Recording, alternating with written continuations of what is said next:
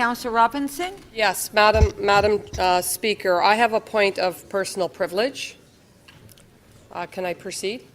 Okay. This is my first time.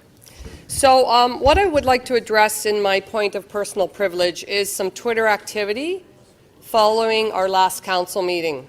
And it appears that some councillors, when they don't like the outcome of a vote, they take to Twitter. And they take to Twitter without all the details or with misleading information. So I would like to take this moment to remind my fellow councillors and all of the members of council that we are bound to uphold a code of conduct. Article 14 of the Code of Conduct for members of council advises us of our duty to treat the public, staff, and one another, our fellow councillors, with respect and without abuse, bullying, or intimidation. We need to create a positive environment, one that respects the opinions and decisions of our fellow elected officials, even when they differ from our own.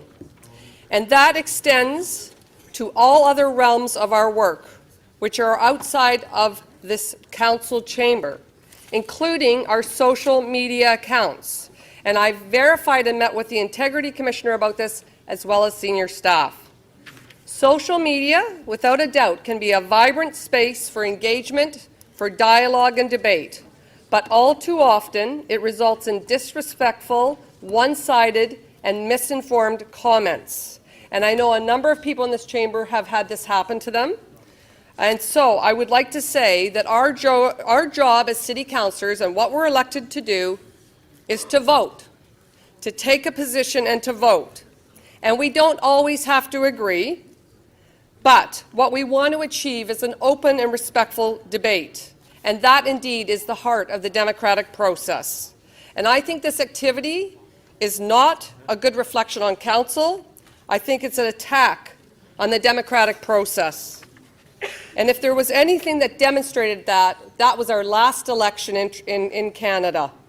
That last election clearly demonstrated that Canadians, Ontarians, Torontonians want to see a change in the tone of debate and a change in the tone of government at every order of government.